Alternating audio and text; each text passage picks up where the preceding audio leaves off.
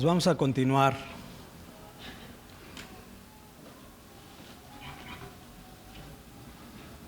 Con el estudio de Primera de Timoteo, después de haber dado primeramente los requisitos necesarios, indispensables para lo que es un obispo, pudimos ver la semana pasada lo que fue la importancia, las razones por las cuales se constituyó el oficio en el Nuevo Testamento. Hoy vamos a continuar, vamos a ver algunos aspectos complementarios y vamos a empezar con los primeros requisitos que aparecen en el versículo 8 del capítulo 3.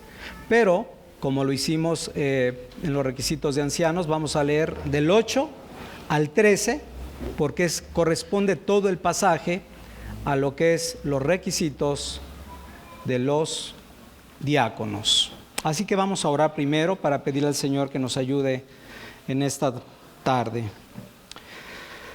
Padre amado, una vez más, Señor, no hay palabras para darte las gracias, Señor, por tu Espíritu en medio de nosotros, Señor. Gracias por la obra de Cristo. Gracias, Dios Altísimo, por ser nuestro Dios, Señor. Que tengamos presente, tú eres nuestro Dios, Señor.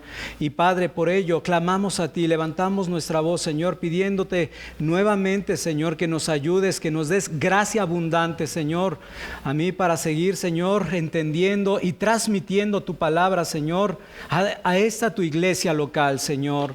Oh Padre, es maravilloso ver, Señor, los dones que nos has dado, Señor. Es maravilloso ver, Señor, cómo abres nuestro entendimiento también con respecto a toda clase de inmoralidad, Señor, y todo lo que implica y de la cual nos has librado, Señor. De todo ello nos has limpiado y librado, Señor. Te damos gracias, Señor. Y Padre, anhelamos, Señor, seguir adelante en esa santificación. Vemos que nos falta exageradamente demasiado, Señor. Vemos que nuestra falta a la imagen de Cristo es muy grande, Señor, y por eso hoy te pedimos, Señor, que aún en esa parte, en ese alimento de este día, Señor, tú hables a nuestros corazones, Señor, en esa área de nuestros corazones, que tú la sigas santificando, Señor, a cada uno de aquellos que forman parte de tu pueblo. Obra mucho más abundantemente, oh Dios, de lo que yo te puedo pedir. Y también, Padre, obedeciendo tu mandato de orar, Señor, de pedir por todos los hombres, oramos por aquellos que no son salvos, Señor. Ciertamente gobernadores y autoridades, pero todo aquel que se encuentra en esta congregación y Dios de los cielos no te conoce, Señor, y no te puede honrar como es debido, Señor, porque su corazón persiste en el pecado, Señor. Oramos también por ellos, Señor, por cada hombre, cada mujer, cada joven, cada niño, Señor, que hoy en día no te conoce, Señor, para que tú obres, Señor, oh Padre, en gracia en sus corazones y puedan, Señor, valorar la persona y la obra de Cristo, Señor. Padre, obra mucho más abundantemente de lo que te pido y ayúdame, Señor. Ayúdame en mi debilidad, Señor, que pueda confiar en las palabras de Pablo, Señor, que tú hablaste a Pablo diciendo: bástate mi gracia, mi poder se perfecciona en la debilidad, Señor. Y pongo, Señor, esta predicación en tus manos, pidiéndote que en todo me ayudes, en el nombre de Jesús. Amén. Pueden ponerse en pie, por favor.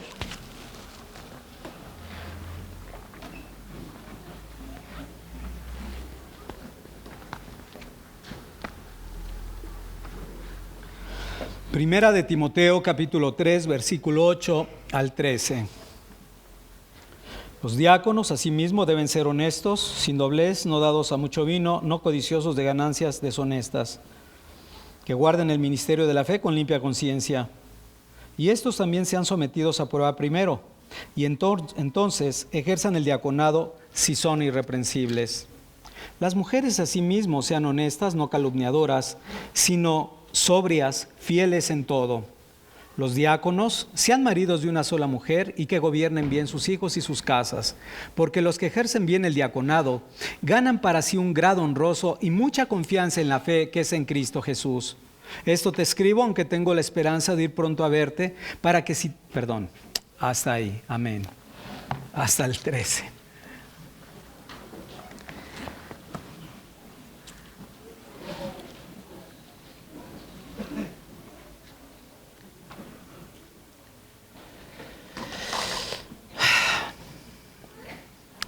A veces cuando viene un pequeño pensamiento a la mente, inmediatamente fíjate cómo te puedes distraer y continuar. Y así sucedió. Empecemos con nuestro texto. En los primeros 7 versículos del capítulo 3, hemos podido ver cómo el apóstol Pablo establece los requisitos que son necesarios para todos aquellos que desean gobernar y guiar la casa de Dios, que es su iglesia. Esto es para los pastores y para los pastores, ancianos, o como lo hemos dicho, sobreveedores u obispos. Pero ahora a partir del versículo 8 nos muestra cuáles son los requisitos para los servidores oficiales de la iglesia, esto es, para los diáconos. En ambos casos podemos ver cuáles son las características de un corazón que está bien delante de Dios. Estos requisitos reflejan realmente lo que somos y tienen que ver más con la vida espiritual que con cualquier habilidad, con la personalidad o con la disposición que un hombre pueda tener.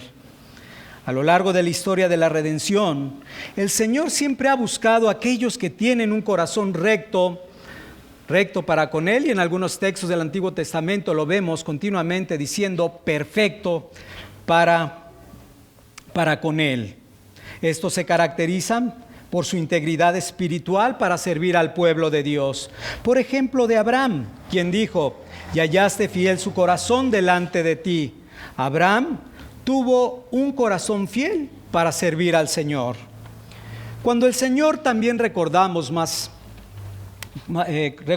también en el Antiguo Testamento, cuando manda a Samuel a ungir de entre los hijos de Isaí a aquel que sería rey de Israel, recordamos que el Señor le da los requisitos necesarios. Y esto lo vemos en Primera de Samuel, capítulo 16, versículo 7. Dice: y Jehová respondió a Samuel: no mires a su parecer ni lo grande de su estatura, porque yo lo desecho. Porque Jehová no mira lo que mira el hombre, porque el hombre mira lo que está delante de sus ojos, pero Jehová mira el corazón. Esto que estamos mencionando en el versículo fueron, si tú te das cuenta, las razones por las cuales habían elegido a Saúl como el rey de Israel. Él era el más apuesto y el más alto de entre los hijos de Israel. Pero es interesante ver, te das cuenta, los requisitos fueron contrarios a lo que uno esperaría. No quiero este perfil, en pocas palabras estaba diciendo el Señor. Por el contrario, vemos cómo Dios levantó para sustituir a Saúl de aquel quien él mismo da testimonio diciendo: he hallado a David, hijo de Isaí, varón conforme a mi corazón, quien hará todo lo que yo quiero. Primera de Samuel 13:1. Un texto muy claro que nos habla también con esta disposición de corazón, con esta clase de corazones que al Señor le agradan. Lo vemos en Primera de Reyes capítulo 8 versículo 61, y es con respecto al rey Salomón. El Señor le dice: sea pues perfecto vuestro corazón para con Jehová nuestro Dios, andando en sus estatutos y guardando sus mandamientos, como el día de hoy. Estas son algunas de las características que vemos que el Señor está buscando en todo aquel que es llamado al ministerio, en todo aquel que es llamado ciertamente a ser anciano, pero también para ser llamado para el servicio.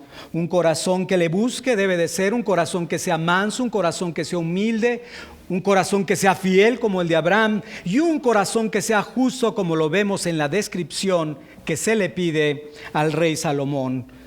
Le dice en la segunda parte: guardando sus mandamientos, y eso lo hace un corazón justo. En el Nuevo Testamento podemos ver también algunas de las virtudes que caracterizan el liderazgo del apóstol Pablo. Podríamos sacar una sola predicación sobre el liderazgo del apóstol Pablo, pero solamente vamos a tomar una pequeña porción para darnos cuenta nuevamente lo que hay en el corazón de él. En Primera de Tesalonicenses se describe en términos generales lo que hay en su corazón. Dice Primera de Tesalonicenses 2:10, ahí vemos que el Señor define su conducta como santa, justa e irreprensible. ¿Qué es lo que vio el Señor en Pablo? Esto que estamos mencionando. Y esto a su vez es lo mismo que transmite el apóstol Pablo en cada uno de los requisitos que él a su vez le da a Timoteo.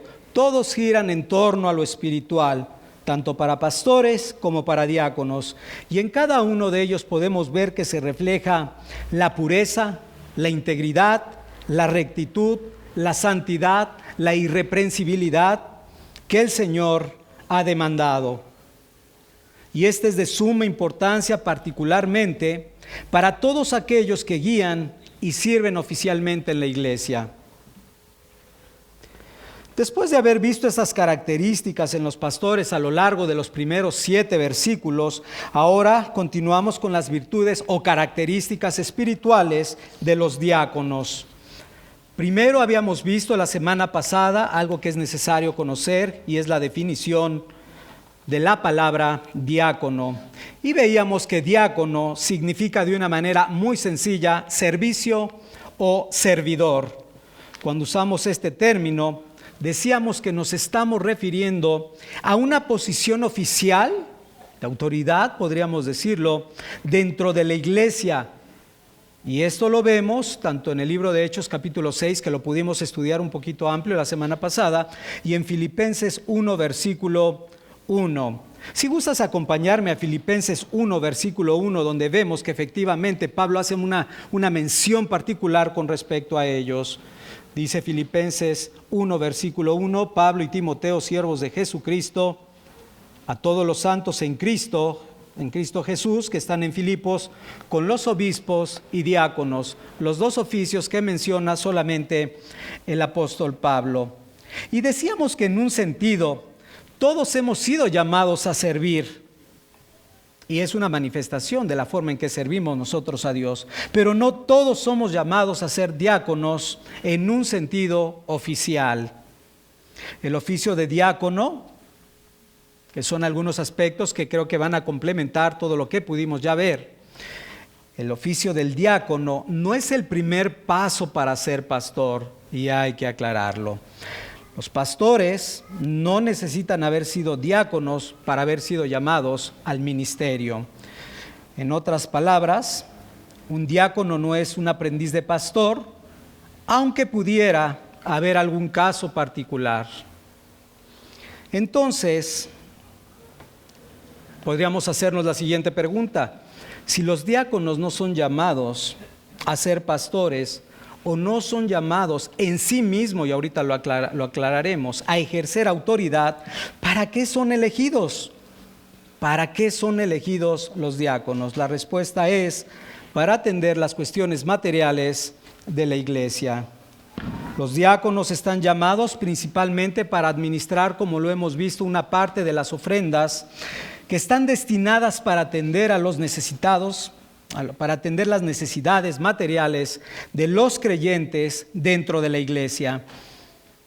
Pero además, pueden también asistir a los pastores en otras áreas. Por ejemplo, pueden asistir en lo que es la hospitalidad, pueden asistir en la contabilidad, pueden asistir, por ejemplo, algo muy importante, en el funcionamiento adecuado de las instalaciones para que la palabra de Dios pueda ser proclamada, para que el pueblo de Dios pueda ser edificado. También pueden ayudar en los medios sociales para la proclamación del Evangelio. Por esto debemos de edificar la casa de Dios, que es la iglesia del Dios viviente, en el orden que Dios lo ha establecido. ¿Y cómo lo ha establecido? Por medio de establecer ancianos y diáconos. Por medio del establecimiento de los pastores y ahora de los diáconos, podemos ver que Pablo está tratando con el orden de la iglesia. Decíamos que la iglesia, que es la casa de Dios, es la iglesia del Dios viviente, columna y baluarte de la verdad. Es el instrumento que el Señor ha elegido para poder proclamar las buenas nuevas a esta generación maligna y perversa, y es el principal medio para edificar su iglesia. Ahora, ¿por qué es importante el orden dentro de la casa de Dios, dentro de su iglesia? Debemos de meditar. Si en una casa, en términos generales, podemos reconocer que hay ciertas reglas que nos pueden ayudar a mantener el orden dentro de una familia, cuanto más entonces existen reglas que sean apropiadas para guardar el orden dentro de la iglesia de Dios o dentro de la iglesia local que forma parte de la familia de Dios. Por lo cual el apóstol Pablo nos ha dicho que los requisitos para los pastores, los requisitos para los diáconos son necesarios. Y decíamos que esta palabra necesario es la misma que utiliza Juan en su evangelio cuando está describiendo el pasaje de el Señor Jesucristo con Nicodemo. Nicodemo, te es necesario nacer de nuevo. Y diríamos de una manera muy sencilla, pastores, diáconos, si no cumplen con estos requisitos, no pueden tomar parte en ellos. Es necesario cumplir con cada uno de ellos. ¿Para qué? Para el orden, para la disciplina y para el buen comportamiento de la congregación. Estos requisitos que el Señor ya nos ha dejado también son muy importantes porque tienen la intención de proteger a su pueblo de hombres que son indignos, que con la astucia de su padre el diablo pueden causar un gran daño dentro de la congregación. Y recordemos, esto fue el caso del liderazgo que se había levantado en la iglesia de Éfeso. Hoy en día sucede lo mismo, ya que sabemos que hay muchos que buscan el liderazgo solamente con propósitos sumamente egoístas. Así que vamos a considerar, para poder seguir viendo la importancia que tiene este oficio, el oficio de diaconado, vamos a ver algunos errores que son muy comunes en el establecimiento de ellos. El primero,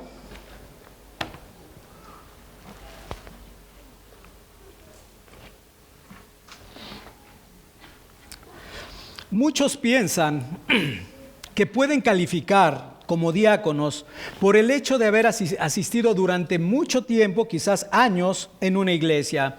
Ellos dicen, por lo tanto, por esto, yo tengo derecho a ser diácono. Totalmente incorrecto. Si tú te das cuenta, no aparece ninguno de los requisitos ese tiempo de lo cual alguno se pudiera jactar. Número 2. Otros tantos creen que por servir al Señor en algún ministerio o en algunos ministerios dentro de la iglesia, quizás puedan ser aptos para ejercer el diaconado. Y tengo que decir también rotundamente, no necesariamente. Es bueno en sí mismo, pero no necesariamente es algo que indique que la persona es capaz. Número 3, en muchas iglesias cometen el error de establecer personas, y este es muy importante, escúchalo, personas cercanas al liderazgo o personas cercanas al pastor. Esto está pésimo. La persona más bien debe ser confiable a la obra de Cristo, no debe ser confiable al pastor. Evidentemente el pastor y el diácono se van a llevar bien en el sometimiento que habla Efesios 5:21, siempre y cuando todo sea en él Señor. Así que va a haber una armonía perfecta entre el diácono y el pastor siempre y cuando todo sea en relación a la palabra de Dios.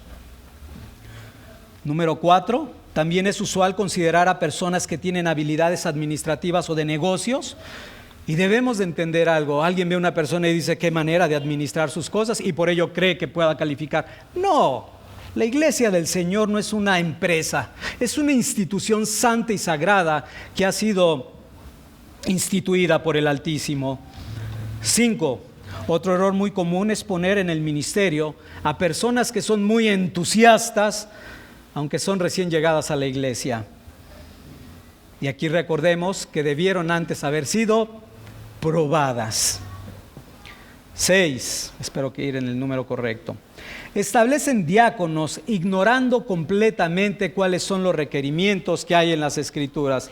Diríamos que este es el colmo de colmos. Ni siquiera ponen atención a lo que Dios mismo ha mandado para la constitución de este oficio. Así que es necesario establecer algunas bases. Primero diríamos, no es tan simple como pareciera la elección de liderazgo. Es necesario primeramente contar con una integridad que sea probada, que sea demostrada, que esté verificada. ¿Cuál es el resultado cuando tenemos un perfil espiritual como el que decimos? Pues vamos a tener una mejor dirección, orientación y estabilidad dentro de nuestra iglesia. Cuando no es probada, ¿qué sucede? Pues que en su tiempo mostrará las deficiencias en su carácter moral, ya sea que fuera un mentiroso, un deshonesto, un negligente, alguien que realmente no tiene el corazón ni la obra de Dios, no tiene ni al Señor ni en su corazón la obra del Señor. Y eso, por supuesto, va a afectar la santidad en la iglesia. Una iglesia bíblica, o que se diga bíblica, a veces ya lo decimos como un refrán, una iglesia bíblica se debe de caracterizar por mantener con fidelidad los requisitos bíblicos para poder elegir a un pastor o a los diáconos. Yo te diría, ¿cómo puede alguien llamar iglesia bíblica lugares donde no son levantados de acuerdo a los requisitos establecidos por Dios? ¿Cómo pueden ser bíblicos si la cabeza que está hasta arriba ni siquiera lo es? ¿Te das cuenta del conflicto que nace propiamente del mal establecimiento de uno de estos tan importantes oficios? Por esto debemos elegir hombres que estén bíblicamente cualificados. Y lo vamos a insistir porque nuestra mente, nuestra capacidad de almacenar a veces pareciera de corto plazo. Que el Señor nos ayude, que lo tengamos presente en el momento que Él nos permita discernirlo o buscarlo. Debemos buscar hombres bíblicamente cualificados para este oficio, sin importar el tiempo que cueste para poder llevarlo a cabo, para poder establecerlo. ¿A qué vamos? No se trata de correr y decir, oye, mira, la Escritura dice que es necesario, como lo vemos en los Filipenses, que tengamos ambos ministerios. Sí, pero ¿lo vamos a hacer en qué tiempo? Pues en el tiempo de Dios, no en el tiempo de nosotros. Si no, nos vamos a equivocar una y otra vez, como lo hemos visto en muchísimos lugares. Por lo anterior, podemos concluir que ninguna iglesia, mucho menos esta, tiene el derecho ni a aumentar las normas, ni a disminuir, ni a aumentar las normas que Dios ya ha establecido. Recordemos las palabras de Levítico 18. ¿Por qué hay que obedecer? Porque Él es Dios. Punto. Él lo ha establecido así y así tenemos que someternos a ellas. Ahora bien, debemos entonces establecer no solamente un diácono. Pablo en este pasaje, si te das cuenta, no manda a Timoteo a establecer un solo hombre para gobernar y resolver absolutamente todos los problemas que hay dentro de la iglesia. No hace eso, sino más bien le manda a establecer una pluralidad de ancianos para el orden y el funcionamiento estructural o funcionamiento de la estructura de la iglesia. Y esto ya lo vimos la semana pasada en el capítulo 6 del libro de los Hechos, donde los apóstoles ordenaron buscar, ¿recuerdas?, 7 varones de buen testimonio. Y vemos también que en la epístola a Filipenses, como hemos leído, el apóstol Pablo se refiere a estos dos oficios, se dirige a los oficiales de la iglesia como pastores y diáconos, y en ambos casos lo hace de manera plural. Así entonces, es importante la pluralidad aún de diáconos. ¿Por qué? El manejo de situaciones delicadas con los hermanos, con las hermanas de la membresía de la iglesia, así como el manejo que requieren recursos, muchas veces son financieros, el apoyo de un pequeño grupo de hermanos resulta ser muy importante. ¿Por qué? Porque de esta manera, entre un pequeño grupo de hermanos, se puede discernir y se puede aportar la sabiduría que es necesaria para estos casos. Así lo vemos, por ejemplo, en el libro de Proverbios podemos encontrar diferentes versículos que nos ayudan a entender la importancia del consejo mutuo. Por ejemplo, en Proverbios capítulo 20, versículo 18, dice el texto: los pensamientos con el consejo se ordenan, y con dirección sabia se hace la guerra. Uno de los textos que también me agradan mucho para hablar con respecto a la importancia de los consejeros sabios está en Proverbios capítulo 15, versículo 22. Proverbios 15, versículo 22, que dice: los pensamientos son frustrados donde no hay consejo, mas en la multitud de consejeros se afirman. Entonces vemos que es algo bíblico y es algo necesario establecer una pluralidad de ancianos. Y solamente para traer a tu mente qué gran bendición resultó ser lo que pasó en el libro de los Hechos.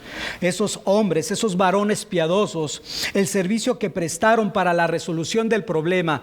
Y recuerda, no solamente del desabasto de las viudas, lo cual hicieron muy bien.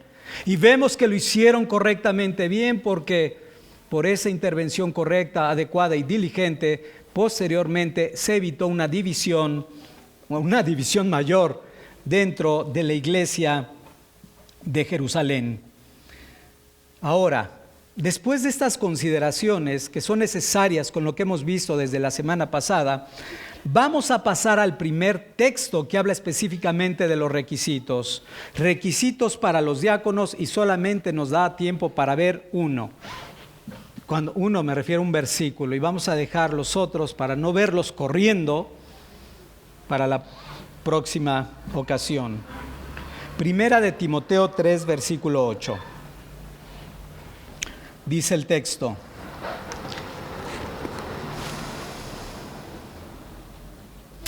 los diáconos asimismo deben de ser honestos, sin doblez, no dados a mucho vino, no codiciosos de ganancias deshonestas, no codiciosos de ganancias deshonestas. Después hemos dicho que después de describir los requisitos de los ancianos, ahora el apóstol Pablo se dirige para dar instrucciones específicas para la elección de los diáconos, diciendo: los diáconos asimismo. Y esta frase también es interesante. Esta frase asimismo, si tú te das cuenta, une el pasaje del versículo 8 de este capítulo, del 8 al 13, que habla de todos los requisitos del diácono, con el pasaje anterior de los obispos, del versículo 1 al 8. Está uniéndolos diciendo: asimismo, así como lo hemos dicho para los obispos, lo que quiere decir es lo siguiente: de la misma forma que los pastores deben de ser cualificados, de la misma forma también los diáconos. Hay un error muy común hoy en las iglesias evangélicas. Piensan algunos, no creo que sea tan necesario el que los que aspiran a este oficio se les deba de requerir tantos requisitos. Finalmente, dicen ellos, no van a tener la jerarquía de los pastores. Y esto lo único que nos puede mostrar es la gran ignorancia que hay con respecto tanto a lo que es el oficio como a las propias funciones del diácono. Si pudiéramos dar un panorama general con respecto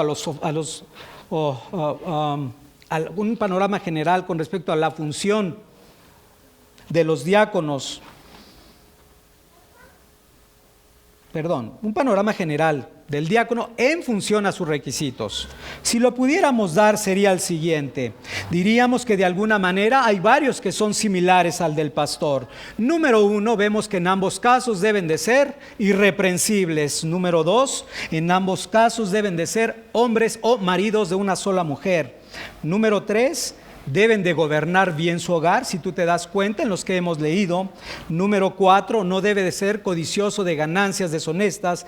Y número 5, tampoco debe de ser dado a mucho vino.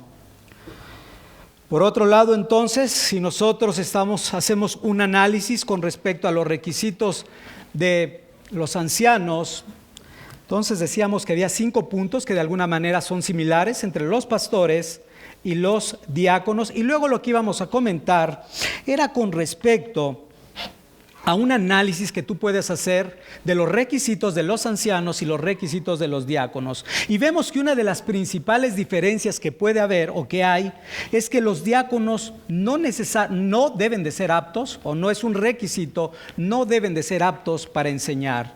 Dicho de esta manera, la enseñanza oficial no es parte del oficio de diácono. Ahora la pregunta es, hermano, algún diácono que pudiera tener cualidades en un grado, como lo hemos dicho, de enseñanza, pudiera impartir en un momento dado una enseñanza, la respuesta es afirmativa.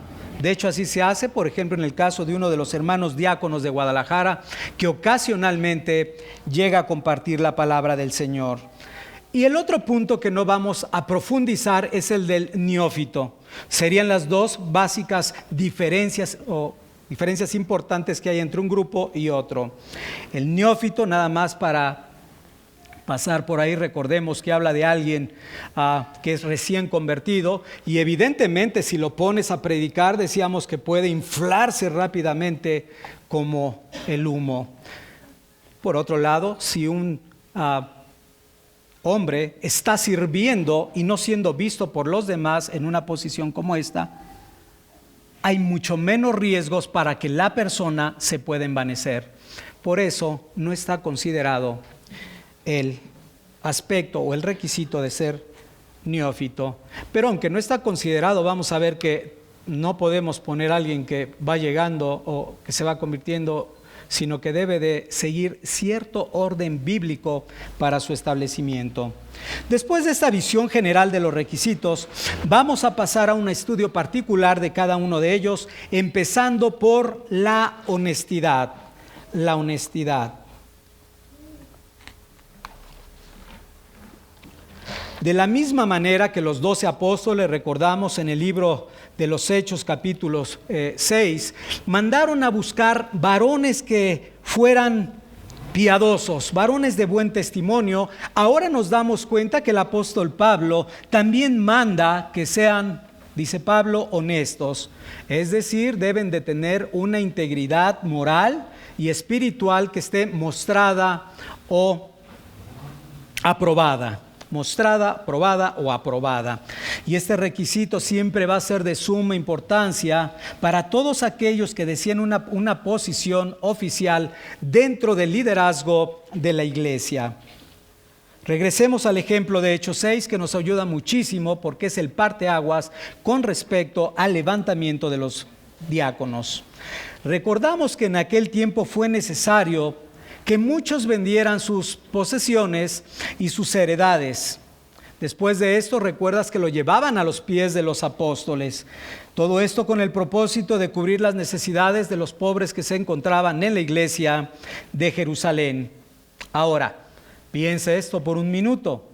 ¿Cómo podrían delegar tan importantes sumas de dinero? Porque no estamos hablando ni de unas cuantas personas, ni de unos cuantos pesos, sino estamos hablando de heredades, posesiones que se vendían completas. ¿Cómo lo podrían delegar estas cantidades importantes para la distribución diaria de las viudas si no fueran reconocidos primeramente como hombres piadosos, hombres que fueran confiables, hombres que tuvieran una reputación irreprensible? ¿Cómo podrían encargarle un trabajo tan importante? Piensa esto por un momento, te lo voy a aterrizar más. Si tú tuvieras una heredad y desearas en un momento dado dejársela a uno de tus hijos o a tus hijos o a alguien, yo te pregunto, ¿tú pondrías a administrar a cualquier persona, aunque ésta te dijera, yo te garantizo que yo le voy a hacer llegar los recursos a tus hijos o a tus familiares en el momento adecuado? ¿Tú se lo entregarías? Por supuesto que no. Pues cuanto más debemos ser cuidadosos para las ofrendas de la iglesia que se utilizan, como lo decíamos la semana pasada, de acuerdo a aquel pastor. ¿Cómo lo vamos a hacer? Si estos tesoros, ¿cómo lo vamos a hacer con estas ofrendas que se utilizan para los tesoros del Señor? Para sus pobres, para sus huérfanos y para las viudas. Debemos de ser sumamente cuidadosos con los recursos de Dios. Y digo, y si quieres pensar qué tan recursos son del Señor, nada más recordemos el libro de Malaquías, donde sabemos que todo esto es parte de ofrendas que son dadas al Señor. Ahora bien, ¿por qué es importante que sean hombres íntegros, hombres honestos? El tema del trato con personas con necesidad es sumamente delicado. ¿Por qué es delicado? Porque pueden llegar a tener acceso inclusive a las casas de las personas que en un momento dado pueden llegar a ser vulnerables al engaño o pueden ser vulnerables a un abuso económico o a un abuso físico. Y esto es con respecto a, obviamente, un huérfano o una viuda. Esto sucedió hace poco en los Estados Unidos, salió el caso, y digo aquí más vergonzoso, el hijo de un pastor de alguna manera obrando o seduciendo a una viuda para quedarse con todas sus posesiones. Algo vergonzoso que todavía existe. Ahora, con respecto a esto, recordemos que el Señor Jesús advirtió diciendo en Marcos capítulo 12, versículo 40 lo siguiente. Marcos 12, 40 dice, hablando con respecto a los escribas,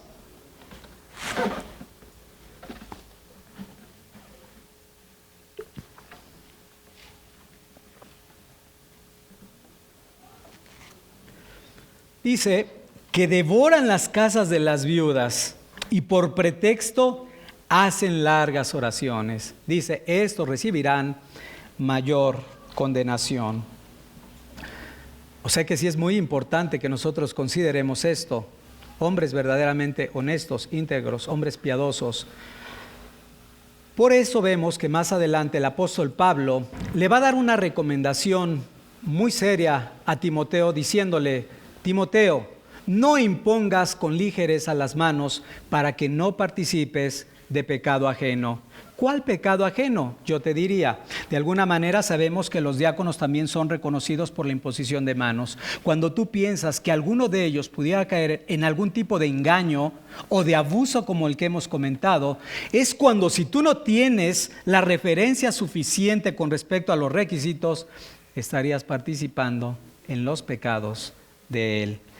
Por el contrario, Pablo advierte en este pasaje que estamos estudiando, Pablo dice que más bien deben de ser ellos sometidos a prueba, es decir, deben de ser evaluados primeramente, y después de esto, dice, hasta entonces, dice, ejerzan el diaconado si son irreprensibles. Entonces, muy importante no hacerlo ni a la ligera y hacerlo también, como nos lo marca aquí, una vez que hayan sido probados en su integridad moral. La primera característica que el apóstol Pablo nos está hablando, de acuerdo al versículo 8, dice que asimismo deben de ser honestos. Y una buena traducción de esta palabra honestos podría ser hombre respetable o persona digna de respeto. Es decir, un diácono debe de ser un hombre que es conocido y respetado por toda la congregación. Así lo vimos en el caso del libro de los Hechos, cómo esos hombres eran reconocidos, si tú recuerdas. Hombres que eran aprobados por toda la congregación. Ahora déjame te digo un punto importante con respecto a la selección que vimos en el libro de los Hechos. Dice que eran hombres piadosos, pero también dice que eran hombres llenos de sabiduría. Cuando tú puedes observar un hombre que es piadoso, pero además tiene la sabiduría de Dios, es decir, puede aplicar con sazón las Escrituras, eso te genera de una manera natural respeto. La piedad con la sabiduría genera respeto. El respeto de la congregación. Y esto nos puede llevar a una conclusión, inclusive a nosotros. Conclusión importante: un hombre no puede ser diácono si no es un hombre sabio. Y aquí es donde empiezan entonces esas partes donde ya no es tan sencillo como que entrar y agarrar un lugar. Pareciera, ¿no?, que empiezo a calificar, sin embargo, si no es sabia la persona, no es candidata entonces para ser diácono. La respuesta es no, pero ahora entonces tengo que definir qué es ser sabio para tratar de entender cuál es este obstáculo que se tiene. ¿Qué es un hombre sabio? Un hombre sabio es aquel que tiene un buen juicio tanto para los asuntos materiales como para los asuntos espirituales. Un buen juicio para ambos casos. ¿Por qué? Porque requiere de mucho discernimiento para saber cómo y a quién se le puede ayudar. Porque habría también que estar evaluando en un momento determinado cada uno de los casos que se están atendiendo. Y mira, solamente para traer a tu mente alguno de estos, vamos a considerar, por ejemplo, las personas que están sufriendo algún problema particular, alguna necesidad material determinada. Entonces, estos hombres llenos del Espíritu Santo, hombres piadosos, hombres con la sabiduría de Dios, pueden en un momento dado acercarse a tal persona para tratar de discernir cuál es la causa por la cual está en tal necesidad. O sea, no solamente es llegar y traer el fondo, el dinero, la despensa, sino primeramente tenemos que discernir, o es la parte que tienen ellos que discernir, por qué causa se encuentra la persona en tal circunstancia. Y una vez que pueda evaluarlo, en ese momento entonces va a poder brindar la ayuda correcta de parte de Dios. Eso es en un caso, pero tenemos que reconocer que hay muchos casos donde esto se agrava cuando hay cuando hay personas con problemas, no solamente económicos o de necesidades materiales, sino que en medio de todo eso hay luchas espirituales, en medio de ello hay desánimos, en medio de ellos hay conflictos con la familia, en medio de ello hay conflictos con el cónyuge. Y entonces ya el problemita que pareciera darle una despensa se vuelve un problema, no, donde más bien entonces sí requiero la sabiduría de alguien que me pueda guiar y dirigir, y además sí puede ser en una pluralidad de ancianos, porque el caso pareciera, de diáconos, en ese caso, eso va a ayudar a tomar una decisión buena delante de Dios. Entonces, sí es importante la sabiduría, sí es importante la sabiduría. Además de todo esto, tienen que estar sumamente alerta porque algunas personas hay algunas personas que suelen pedir lo que le corresponde a otros hermanos que pueden ser o que pueden estar en una mayor condición de necesidad. Personas que llegan a las congregaciones y solamente están pidiendo diferentes cosas. Y a mí me venía el proverbio capítulo 30, versículo 5, que habla de la sanguijuela, que dice que esta tiene 2 hijas que siempre están diciendo, dame, dame. Hay que tener mucho cuidado con esta clase de sanguijuelas que a veces suelen meterse dentro de las congregaciones. Después de un tiempo, finalmente te darás cuenta que cuando no obtienen lo que esperan, terminan yéndose. Ahora, esos son los que a veces permanecen durante un tiempo con nosotros y de repente dices, ¿ya no están? ¿Qué pasó? Y si conocieras la historia te darías cuenta de que hay casos específicos donde está involucrado el que se haya apoyado en algunas ocasiones a tal o cual persona. Pero hay otros casos donde recordemos que puede haber personas que solamente se van a introducir en medio de una religión evangélica, en medio del cristianismo, con el propósito específico de sacar dinero. Entonces, a estos necesitamos gente piadosa, gente con sabiduría, gente con discernimiento para poder escuchar si realmente hay lo que pareciera que al menos están viendo y escuchando con sus oídos. Si te das cuenta, y todo eso que hemos hablado es real. En otra de las iglesias llegó igual un hombre con esas características. Este hombre que estaba como la sanguijuela igual pidiendo, solamente quería eso de parte de la iglesia, no quería absolutamente otra cosa. Fue grotesco, ya ni siquiera vale la pena acordarse de esa persona. Ahora, muchas veces tenemos que cuidar, hablando de los diáconos, tenemos que ser cuidadosos porque puede ser que alguien no manifieste abiertamente, y eso también es una realidad. Yo nunca pido dinero, no, pero te la pasas diciendo cuáles son tus necesidades. ¿No debes primeramente orar a Dios para que incline el corazón de alguien y en ese momento sale la ofrenda? Pero sutilmente la persona empieza a decir, es que ya no puedo vivir en tal lado, es que mira las consecuencias, las condiciones de violencia que hay. Y curiosamente se la dice a la esposa del hombre más pudiente de la iglesia. Todo eso trae un sentir. ¿Me explico? O sea, no te pido, pero te estoy diciendo, ¿y qué vas a hacer? Y digo, eso lo vemos también continuamente. Por eso necesitamos hombres sabios dentro de la iglesia. Un punto más, un aspecto de aquellos que son llamados a esta noble tarea, debe ser que deben guardarse de la tacañería o de la avaricia. ¿Por qué? Porque eso te lleva por otro lado a un desbalance. Debo de ser balanceado, debo tener, como dice también Pablo hablando de las ofrendas, generosidad. Si yo no veo por qué no deba de ser generoso o libre para con el hermano, debo de hacerlo de esa manera, con liberalidad. Pablo continúa del capítulo 3, versículo 8, diciendo el segundo punto.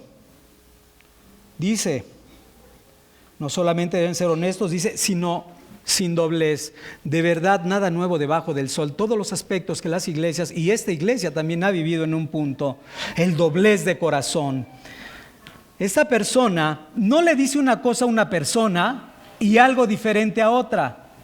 Le digo algo a alguien y algo diferente a alguien exactamente del mismo asunto. Ni dice una cosa y en su corazón sabe otra. O sabiendo que se está diciendo alguna mentira, se queda callada. Alguien así prontamente perderá la confianza. Y quizás yo puedo decir que es uno de los pecados que más pueden dañar a la iglesia. ¿Por qué? Porque es totalmente contrario a lo que es la integridad, la sinceridad y totalmente opuesto al espíritu de verdad. ¿Te das cuenta? No por nada es un pecado clasificado dentro o de lo que se denomina o de los que entran dentro de la tutoría de Satanás cuando se dice padre de mentira, el diablo. Es algo sumamente delicado. Una persona puede declarar por un lado, nada nuevo te decía, puede declarar a alguien que efectivamente deseo casarme con tal o cual joven, pero es capaz de decirle a otra persona, no está en mis planes el casarme con alguien. Esto se le llama simplemente doblez de corazón, cuando alguien no sostiene una misma palabra ante dos diferentes personas. Y esto es sumamente importante. Hablan dos versiones de un mismo asunto. ¿Qué se está transgrediendo ahí? La ley de Dios. El 9º mandamiento, no mentirás. El diácono debe de esforzarse en guardar la unidad, debe de ser una bendición y no una maldición por medio de no tener una lengua que ejerza sabiduría y bendición para los demás. Un ejemplo también de las escrituras que podemos recordar en el Antiguo Testamento. Tú recordarás el caso de Giezi. Recordamos cómo Giezi, después de haber observado la manera en que el Señor lo había limpiado de la lepra por las palabras que Eliseo le había dicho, diciendo, ve al río Jordán y sumérgete 7 veces, lo cual finalmente sucedió. Vemos que Naamán estaba tan agradecido que él quería darle dones a Eliseo, pero estuvo atento Giezi a esos dones, y lo que hizo Giezi fue correr tras Naamán, porque Eliseo, por supuesto, quería en ese momento, pudo haber sido otro momento, pero exaltar la gloria de Dios en la sanación que había experimentado Giezi. Más adelante así se lo dice a Giezi. Pero Giezi, en su corazón corrupto, corre y va tras Naamán y le dice, han llegado hijos de los profetas y dice mi amo que le mandes por favor un par de vestidos y una pieza de plata. Finalmente regresa con Eliseo y Eliseo le dice, ¿has salido a algún lugar? No he salido a ninguna parte. Eso es doblez de corazón. Hay una cosa en mi corazón y digo otra con mis palabras. Ejemplo del Nuevo Testamento. Ananías y Zafira. ¿No acaso ellos sabían en cuánto habían vendido su heredad? Y sin embargo, ¿qué hicieron? Le dijeron, ¿vendiste en tanto tu heredad? Sí, en tanto. Pedro les dice, porque has tentado al Espíritu de Dios. Entonces, vemos que eso es muy delicado dentro al Espíritu Santo, ¿verdad? ¿Por qué has tentado al Espíritu Santo? Vemos que esto es sumamente delicado. Ahora, déjame te digo, en el mundo secular, la verdad, hay ocasiones que las mismas personas inconversas te dicen, te doy mi palabra. ¿Y qué crees? En términos globales, podemos decir, la respetan. Decía el autor Alexander Strauch con respecto a su padre, que le había dejado, digamos, el siguiente concepto. Dice él, un hombre no vale más que su palabra. Precioso concepto, precioso principio. En los tiempos de mi papá yo les decía a mis hijos, decían, más vale una palabra que un papel firmado o que papelito, una cosa así, para que te des cuenta el valor que tiene la palabra. Pero te diría más bien lo que dice el Señor Jesucristo, que vuestro sí sea sí y vuestro no sea no, porque lo que es más de esto, del mal, diríamos, del maligno procede. Seamos cuidadosos de este pecado tan sutil, no solamente los diáconos, sino cualquiera de los miembros que están aquí, cualquier persona. ¿Cuándo se da con cierta regularidad este tipo de pecados? Cuando te sientes presionado, cuando te hacen una pregunta que quizás no quieras responder por algo, o bien porque no quieres quedar mal ante la pregunta y se te sale algo inmediatamente y estás mintiendo, estás diciendo algo que no es como realmente es. Ten cuidado, sean pocas tus palabras. El que se apresura con los pies peca. Sé tardo para hablar y pronto para escuchar. Continúa el apóstol Pablo, el siguiente requisito, y dice, no dados a mucho vino. A lo largo de la Biblia, y ya lo hemos comentado con respecto al requisito también de los ancianos, a lo largo de la Escritura vemos advertencias continuas con respecto al uso del vino y de las bebidas embriagantes. Y solamente por mencionar un ejemplo, en Proverbios capítulo 20, versículo 1, Proverbios 20, versículo 1, dice, el vino es escarnecedor y la sidra alborotadora, y cualquiera que por ellos yerra no es sabio. Pero podemos encontrar muchas advertencias. Proverbios 31, cuando habla acerca de la madre de Lemuel y le da las instrucciones con respecto al vino, le dice, para que no perviertas el juicio de los pobres. Curiosamente, de lo que está preocupado el apóstol Pablo, de parte de Dios, con respecto a este requisito. No es de los reyes, le dice, Lemuel, no es de los reyes el vino. Una vez más, entonces vemos que Pablo no está en contra en sí mismo del uso del vino. Está en contra del abuso del vino. Podríamos resumir que nadie que tenga problemas con el vino es candidato para ser diácono. Ahora, es algo obvio que podemos decir, si alguien más bien tiene o practica el pecado de la borrachera, pues simplemente no es cristiano, es un inconverso. Ahora, ¿alguien puede llegar a caer en el pecado de la borrachera? Sí, alguien puede caer en el pecado de la borrachera y bueno, simplemente tendrá que ser disciplinado.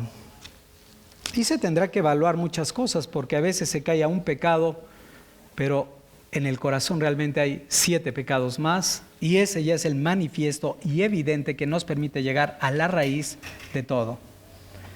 Ya te enteras de lo que realmente lo llevó a ese pecado. La importancia de este requisito que el apóstol Pablo nos está dando recae en qué aspecto. Decíamos, tienen que ser hombres como alertas, hombres que estén apercibidos de la necesidad que haya dentro de la iglesia, deben de ser diligentes para la distribución con respecto a las personas necesitadas, es decir, deben de ser gente confiable. Y también debemos recordar que un aspecto importante que Pablo quiere marcar, y lo voy a citar recordando Efesios 5:18, que dice, no os embriaguéis, sino antes sed llenos del Espíritu Santo. Pablo lo que quiere enfatizar con este pasaje o con este requisito básicamente es eso. Es que el diácono debe de ser alguien que tenga dominio propio. No se va a dejar dominar por el alcohol, no se va a dejar dominar por ningún vicio, pero tampoco se va a dejar dominar por ninguna cosa que sea lícita, tal como lo dice el apóstol Pablo a los Corintios, diciendo: todo me es lícito, pero no me dejaré dominar de ello. El tema del dominio propio es básico para entender lo que Pablo les está pidiendo en este requisito a los diáconos. Preguntaríamos: ¿quién podría confiar a algo cuyo Dios es su vientre? ¿Cómo podríamos confiarle a alguien que se deja dominar por el vientre?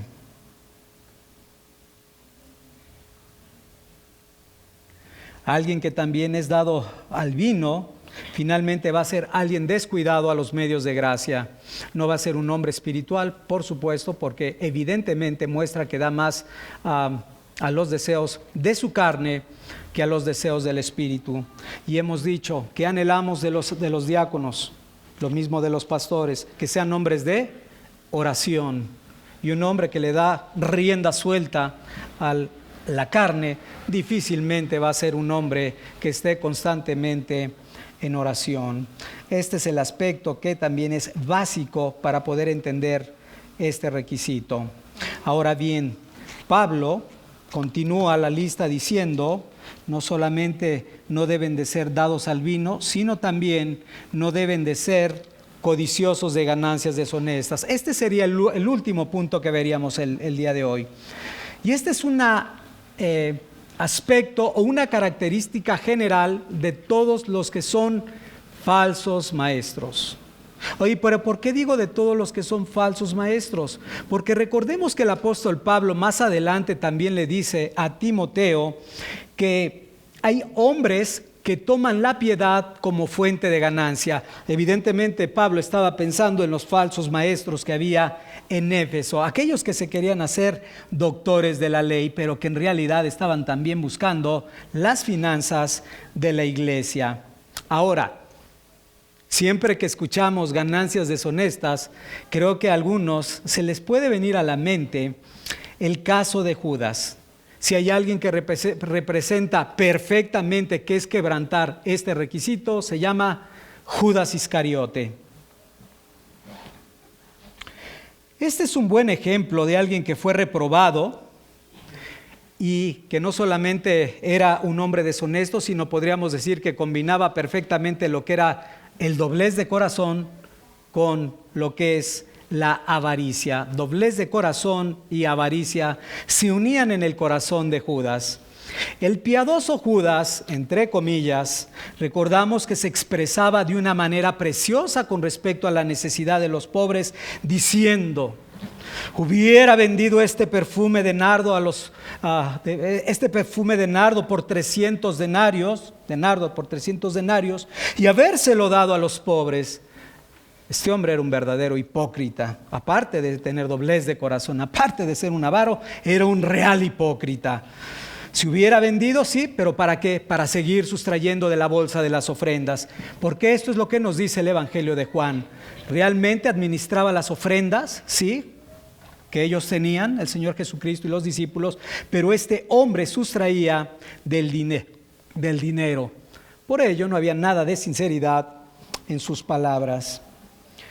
Ahora, a lo largo del Nuevo Testamento, el Señor Jesucristo reprende continuamente, como lo veíamos en el libro de Mateo, pero reprende continuamente no solamente a los escribas, sino también a los fariseos por su avaricia.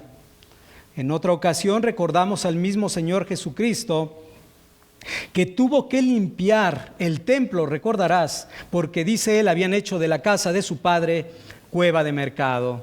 En otro texto, cueva de ladrones. Este sigue siendo un problema real en las iglesias, y recordamos también que en segunda de Pedro dice que por avaricia harán mercadería de vosotros. Es importante que nosotros tengamos este aspecto también muy consciente. ¿Por qué? Porque es uno de los que también han destruido terriblemente a las iglesias, hombres que tienen intereses propios para este tipo de oficios. Ahora, ¿qué debemos de tratar de discernir también nosotros cuando el Señor nos permita hacer una evaluación para un diácono? Si tú te das cuenta, alguien que es amador de ganancias deshonestas es alguien que es flojo, ¿no? porque normalmente no le gusta trabajar, sino le gusta obtener el dinero fácil. Si le gusta obtener el dinero fácil, entonces me voy al principio de Efesios capítulo 4 que dice: el que hurtaba no hurte, sino trabaje haciendo con sus manos lo que es bueno. Y recordamos, haciendo con su mano lo que es bueno es un hombre que ahora sí va a meter las manos y va a ganarse el trabajo con el sudor de sus con el sudor de su piel. Entonces, tenemos que identificar que efectivamente aquel que desee ser diácono sea un hombre diligente, sea un hombre trabajador en aquello que él se desempeñe. Pero si de entrada vemos que es flojito, que no le gusta trabajar, no puede calificar como diácono. Es algo muy importante.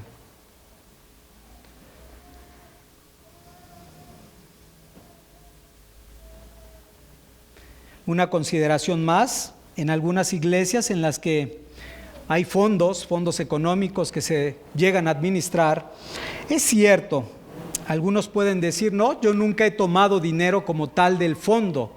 Sin embargo, no he tomado dinero del fondo hablando del efectivo que pueda tener dicha iglesia. Y no lo hacen porque son más audaces, o te diría yo, más astutos. ¿Por qué más astutos? Porque lo hacen de otra manera. Más bien toman recursos y los canalizan para gastos personales. ¿Cómo qué gasto personal? Ejemplo, gastos para un viaje propio, donde no tenga nada que ver la iglesia. Diríamos un viaje de esparcimiento.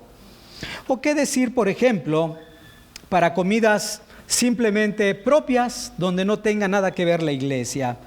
Gastos en su casa, gastos para el servicio del auto, entre otras cosas. Cuando alguien toma dinero para sí, se llama ganancia deshonesta. Así que nos debe de llevar a examinar profundamente el aspecto financiero de cada uno de aquellos que deseen ser diáconos. En resumen, hemos visto la importancia de lo que es el diaconado y 4 de sus requisitos, que son la honestidad, que no debe de ser de doblez de corazón, no debe ser dado a mucho vino y tampoco deben de ser codiciosos. Una última exhortación a aquellos que puedan decir: bueno, quizás yo o entro en los codiciosos, en los que son eventualmente, pero finalmente participan de las borracheras, o quizás son mentirosos. Yo te tengo que decir de parte del Señor que te tienes que arrepentir. Nunca vas a poder experimentar lo que es ser honesto, lo que es tener una integridad real, espiritual y moral, a menos que te arrepientas y, como hoy lo comentábamos, y corras en fe al Señor Jesucristo. Mientras tanto, la iglesia del Señor debe de seguir perseverando, como lo hemos hecho cada miércoles continuamente en oración, pidiendo que el Señor levante hombres sabios, hombres cualificados para este oficio, y que después de esto sean reconocidos por medio de la imposición de manos por parte de la iglesia.